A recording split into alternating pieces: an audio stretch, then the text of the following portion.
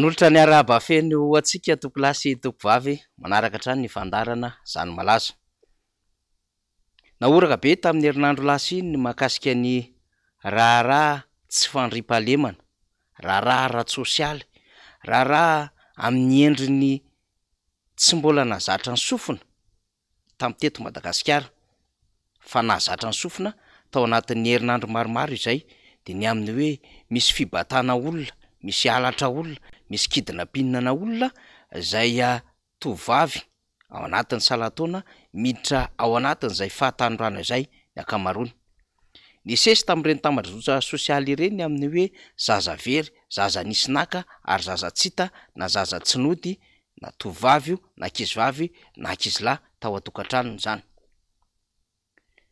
Ny angom-baovao samihafa sy ny paritaka tamin'ny tambajotra sosialy dia ny filazana fa efa tsy mahatsiaro tena, mandrevirevy ary mandinika lafin-javatra anankiray ny ankizy izay tratra na nisy mahita taorinan' ireny filazana nataon'ny ray aman-dreny sy ny fianakaviany ireny.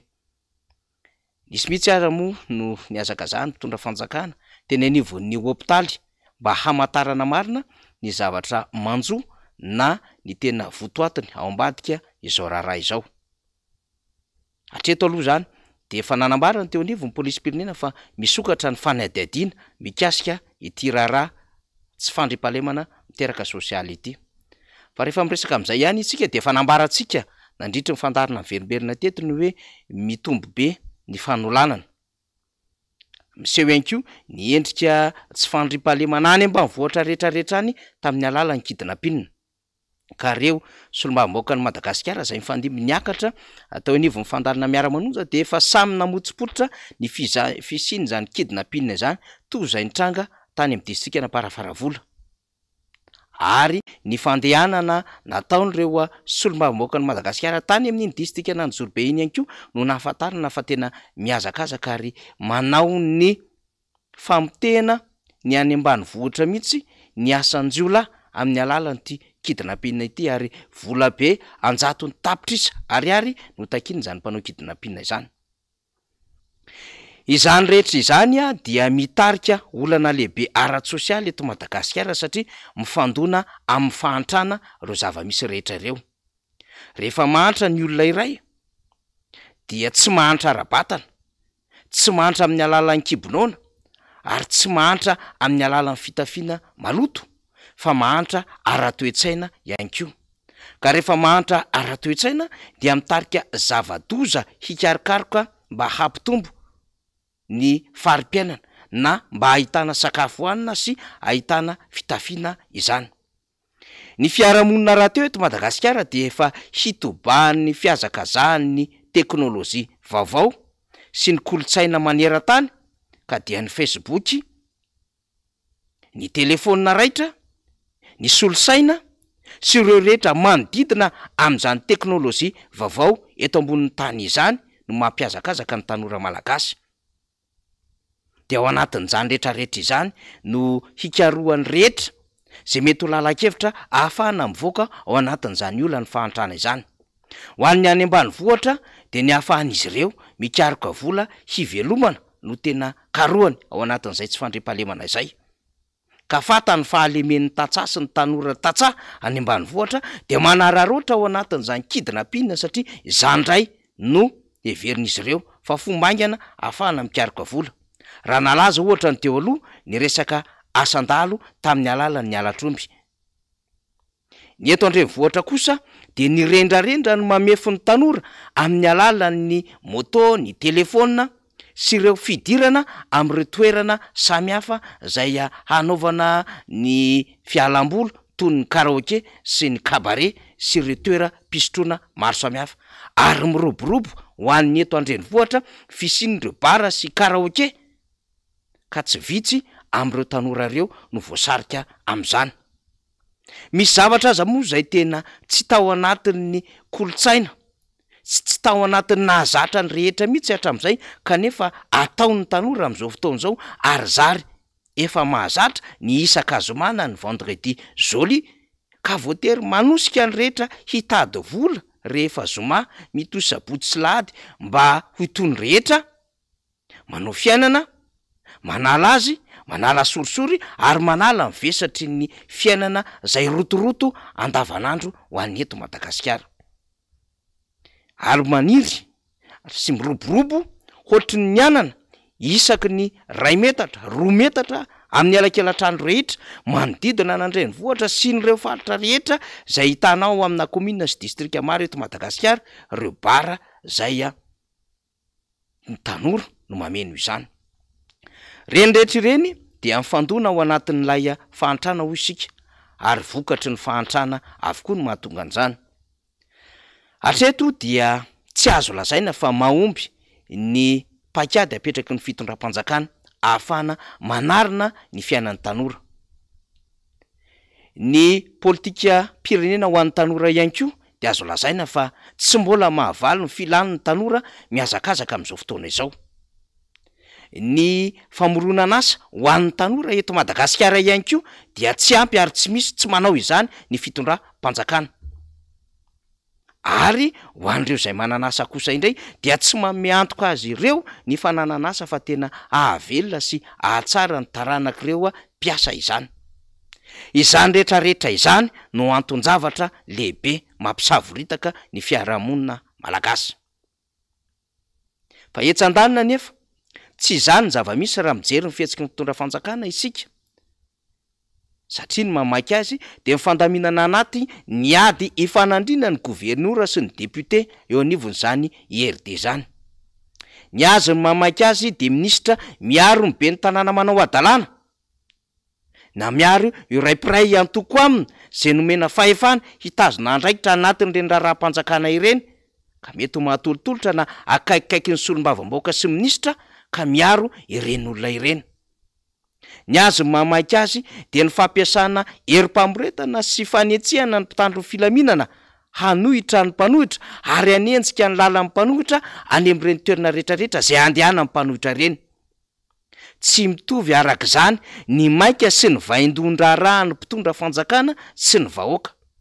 Ny vahoaka dia mieritreritra fa manana mpitondra fanjakana izy ary afaka manetsika an'ireo ambaratonga fahefana rehetrarehetra ka hiaro azy any amin'izay rehetra ataony sy alehany.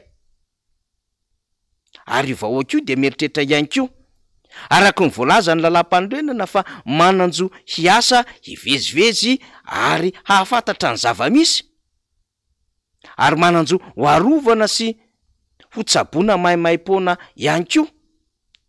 Akoatriny hoe fanabeazana mahimaimpona saingy tsy izany tsony ny zava-misy eto Madagasikara. Niverina tany amin'ny politika ny repoblika faharoa ny zava-misy ankehitriny dia ny samy mandeha samy mitady.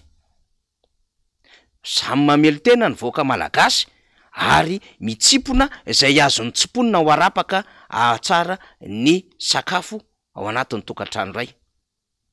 Dia ireny rehetrarehetra ireny no mitarika fanabeazana diso ary mitarika fahantrana ara-tsaina satria voatery anao zava-doza tsy eken'ny fiarahamonina ary laviny lalàna ny raim-pianakaviana sy ny renim-pianakaviana satria tsy maintsy mamelona sy mampandroso ny tokantrano. Tamin'ny herinandro lasa teo dia betsaka ny nanombana izao fietrika izao ho fanodinan-dresaka na diversion.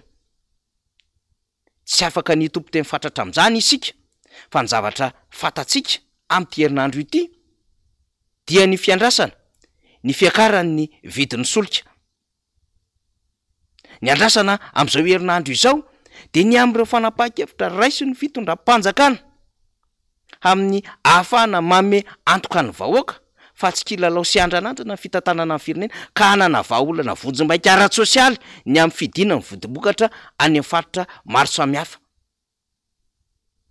Ny andrasan'ny vahoaka ihany koa dia ny amin'ity resaka délestage zay efa nanomboka nahazo vahana nandritry ny 2 volana.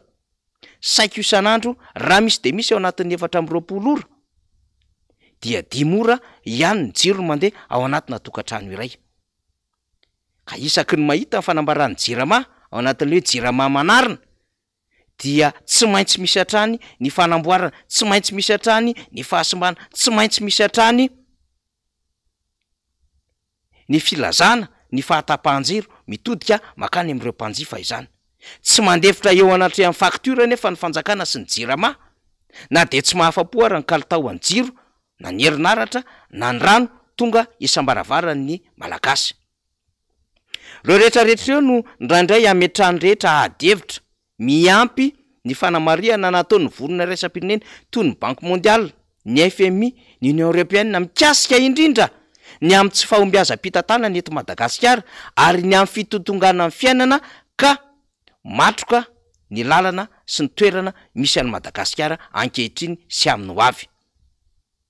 Dika zany fa miaina sy mipetraka eto fotsiny ny vahoaka malagasy eto amin'ity toerana honenany ity fa tsy mahafantatra tsony ny amin'izay avoakan'ny ampitso ny amin'ny ho aviny zany. Ny fitondrana fanjakana raty eo dia tsy manana an'izay politika hiatrehana ny androany izay itsony ary andaminana an'izao olana ara-tsosialy mahazo mivoaka malagasy izao fa ny azy de ny ahafahana mirosy makany fividianana ka ny hitondrana indray ny 5 taona manaraka ao aoriana ny 324 no tena tanjony zao fitondram-panjakana izao. Reny rehetra reny no nitondrantsika ny fandalinana sy ny fanadidina tamin'izao alina izao ny aminy hoe mbola tany misy fanjakana ve eto Madagasikara ary mbola tany mieritreritra fa misy ray aman-dreny mikarakara sy mitsinjo ireo vahoaka malagasy ireo ve eto Madagasikara. Ary raha ohatra ka tsy heverina raha fa ray aman-dreny ny fantondram-panjakana de mitodika any amin'ireo ray aman-dreny na ara-drazana na ray aman-dreny ara-pinoana isika ny aminy hoe mbola misy ray aman-dreny afaka mijoro mandonda-tabatra ve ka manaitra ny fitondram-panjakana hitodika makany amin'ny vahoaka eto Madagasikara.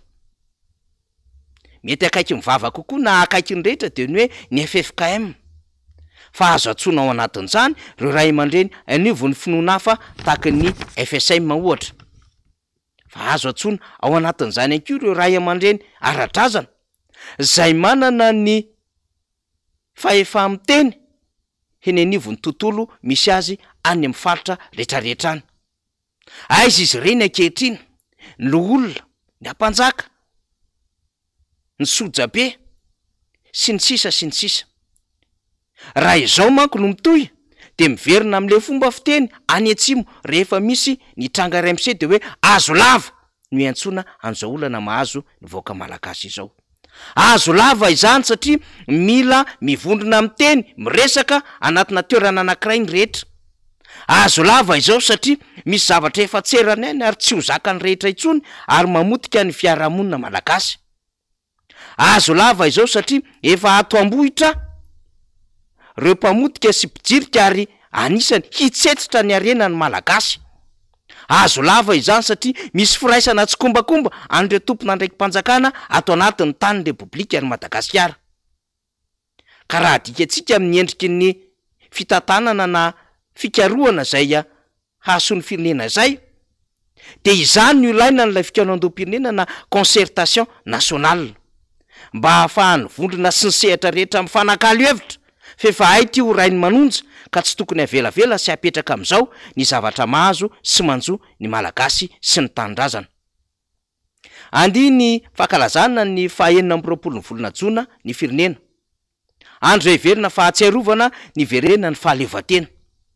Fa raha apetraka ny fanontaniana nandritra izay fotoana izay 12 taona lasa afa-po amin'ny fahaleovan-tena ananany ve sy azony ny fitondram-panjakana. Afa-po amin'ny fahaleovan-tena iainany ve ny vahoaka malagasy monina eto amin'ity Madagasikara ity. Ary izao endrim-pitantanana sy fiainany malagasy izao ve no nitolomany ireo ray aman-dreny sy ireo razana teo aloha nandatsaka ny ainy ho an'ity Madagasikara ity. Petraka izany fanontaniana izany ho an'ny be sy maro ary tokony ho tsakotsakony rehetra satria mbola velona ny fanahan'ireo razana teo aloha any ambadika sy any ampizahana rehetrarehetra satria mino izay zanahary atapony loha sy mino izay lohasamangina izay fa misy Andriamanitra loloavina ny malagasy ka mino isika ary mino ny rehetra fa afaka maly ny antsony sy hamaly izany endrim-panontaniana izany mitodika any amin'ny tsikala petreretany tsirairay indrindra ny fitondram fanjakana zay fahatrapanososy ny sotoavina sy ny kolotsaina malagasy antony ve mahatonga izao fahampitehana mitranga sy hita eto amin'ny firenena izao. Atsipony tady eny atandroko ny omby, atsipony teny eny ampony malala. Zany zava-misy, zany malaza, makasitraka tompolahy, makatelona tompoko vavy.